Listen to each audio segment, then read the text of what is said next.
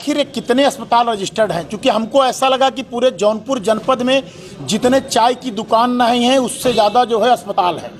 जिले में स्वास्थ्य सुविधाओं की बेहतरी के लिए लगातार प्रयास आपकी तरफ से किया जा रहा है। पंजीकृत अस्पतालों की सूची मांगी गई है, किस प्रकरण में मांगी गई है और क्या? जैसा कि आप जानते हैं कि पहले से चला आ रहा है कि जो कई ऐसे अस्पताल हैं जो रजिस्टर्ड नहीं हैं और किसी दूसरे डॉक्टर के नाम पर उन्होंने जो है रजिस्ट्रेशन करा करके और तहसील स्तर पर छोटे छोटे अस्पताल खोल करके लोगों का जो है शोषण कर रहे हैं। ऐसा मेरे संज्ञान में आया था, इसके पहले भी आया था, मैंने इसकी जानकारी अधिकारियों को दिया था। और आप जैसा जानते हैं, पूर्व में मुझे अच्छी तरीके से याद है कि एक नोवा हॉस्पिटल ने इसी तरीके से सरकारी अस्पताल में सेटिंग करके वो पेशेंट लेके जाता था, तो मैंने उस पर छापा भी डाला था। और आज आप जाके देख सकते हैं कि नोवा हॉस्पिटल पूरी तरीके से बंद हो गया है। और जब बाद में मुझे इस तरीके की जानकारी मिली कि छोटे छोटे किसी को कुछ नहीं हुआ है तब भी वो अस्पताल में जाता है, उससे 30,000, 40,000, 50,000 का बिल बनाया जाता है, तो मैंने एक सूची मांगी कि आखिर ये कितने अस्पताल रजिस्टर्ड हैं। क्योंकि हमको ऐसा लगा कि पूरे जौनपुर जनपद में जितने चाय की दुकान नहीं है उससे ज़्यादा जो है अस्पताल है। तो हमको लगा कि इतने ज़्यादा रजिस्टर्ड कैसे हो गए। जब मैंने जांच कराई तो मेरे पास जो सूची आई वो बड़ा आश्चर्यजनक है। जैसे मैं अपने बदलापुर की बात करूं, मेरे यहाँ बदलापुर में कुल 5 अस्पताल रजिस्टर्ड हैं, जबकि जो है 49 अस्पताल चल रहे हैं। 49 अस्पताल चल रहे हैं और रजिस्टर्ड 5 हैं। ये कितने बड़े ताजुब की बात है। और आज समीक्षा बैठक में भी मैंने इसका प्रश्न रखा। हमने कहा आखिर आज तक एक किसकी मिली भगत से चल रहा था, और अगर इसमें किसी की मिली भगत से अस्पताल चल रहा था उसके ऊपर कार्रवाई के लिए हमारा पूरा प्रयास रहेगा। मैं माननीय मुख्यमंत्री जी तक अभी मैं कलेक्ट कर रहा हूं सारी सूची। जैसा कि अभी मेरे पास जो सूचना आई है कि पूरे जनपद में 121 अस्पताल वो रजिस्टर्ड हैं और बाकी लगभग 250 अस्पताल अभी पेंडिंग में है जिसका रजिस्ट्रेशन होना है। यानी कुल मिला जुला करके 121 अस्पताल रजिस्ट्रेशन। लेकिन जबकि अगर अस्पतालों की संख्या देखी जाए तो मैं समझता हूं कि हमारा जौनपुर जनपद पूरे प्रदेश के अस्पतालों के मामले में रिकॉर्ड कायम इसमें शामिल हो जाएगा कि कम से कम मैं समझता हूं कि अपने अकेले जौनपुर में, जौनपुर सिटी में हजारों अस्पताल चल रहे हैं। और अगर पूरे जौनपुर की मैं ले लूँ तो कम से कम 5,000, ये मेरा एक अनुमान संख्या है कि 5,000 ऐसे छोटे बड़े अस्पताल चल रहे हैं, जो कि एकदम गलत है।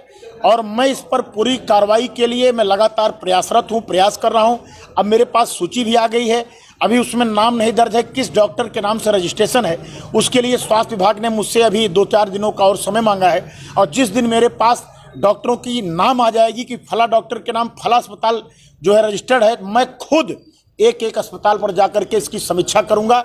ऐसे जो लूट का अड्डा बने हुए हैं ऐसे अस्पताल जो गरीबों का शोषण कर रहे हैं, जो गरीबों के जान के साथ खिलवाड़ कर रहे हैं, ऐसे लोगों को कदापि बर्दाश्त नहीं करूंगा।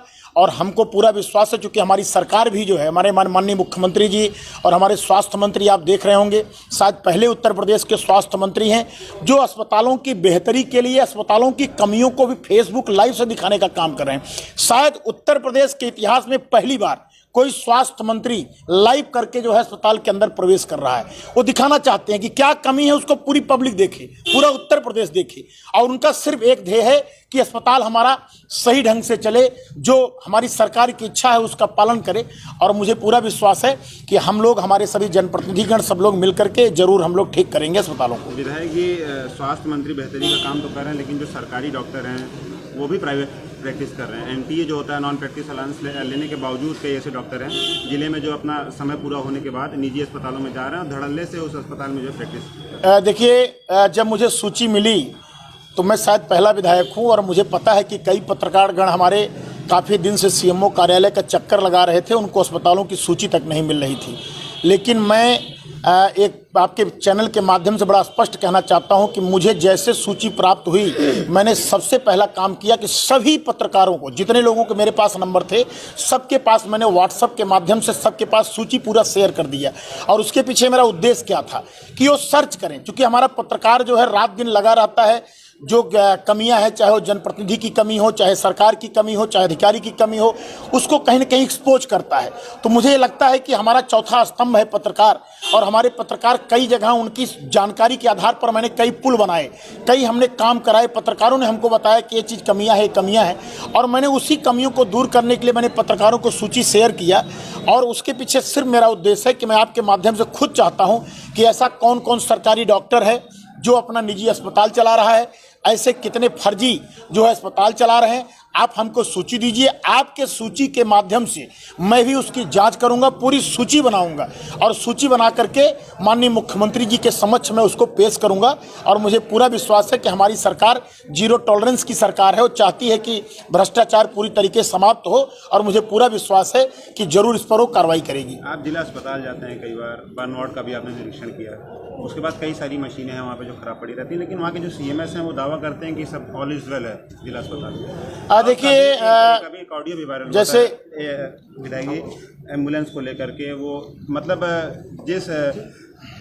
जिन लोगों के लिए, जिन शवों को ले जाने के लिए सरकार डीजल मुहैया कराती है, वो उनके ही परिजन से वो पैसे हैं, इस तरह की वीडियो। अब जैसे ऐसा है कि आपने अभी सुना होगा कि डिप्टी CM साहब ने एक दो जगह ऐसी शिकायतें आई थी, वहाँ के कर्मचारियों को तत्काल उन्होंने निलंबित कर दिया, और कई जगह ऐसी कार्रवाई हो रही है, और लगातार सरकार इस पर सख्त है। और आप हमको अगर कोई ऐसा सबूत के तहत हमको अगर आप देंगे तो ज़रूर हम इसको डिप्टी CM साहब तक पहुंचाएंगे, और ज़रूर उस पर कार्रवाई होगी।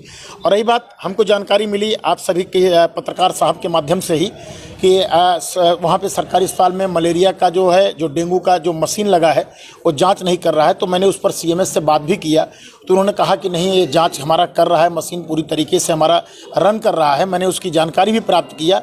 रही बात यह है कि अगर ऐसी कहीं बात है, कोई मशीन नहीं चल रही है, जैसे हमने बर्न वार्ड में, मैंने जब गया मैं बर्न वार्ड में, तो वहाँ की AC नहीं चल रही थी, लेकिन मैंने इसको जैसे प्रकाश में लाया, और मैं समझता हूँ शाम तक वहाँ की AC चालू हो गई। तो कहीं अगर आपको समस्या आ रही, कहीं कोई शिकायत है, तो आप मुझे बताओ, मैं आपके साथ चलने को तैयार हूँ।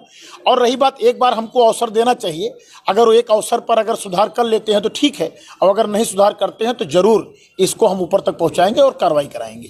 CMS का कारनामा एक नहीं, कई कारनामे हैं उनके। तो नहीं, आप बताओ। एक वीडियो वायरल हुआ था, पैसा लेके ही ऑपरेशन करते हैं, मरीज ने बयान दिया था, और इनका आइडियो भी आपको दे रहे हैं, जो आइडियो में इन्होंने सब वहाँ पर धनगाही की बात की। तो हमको दीजिए, आप ऑडियो उसको हमको उपलब्ध कराइए, और जिसने कहा है मैं उससे मैं एफिडेविट हमको दिलाइए, बाकायदे वो रजिस्टर्ड एफिडेविट मुझे दे।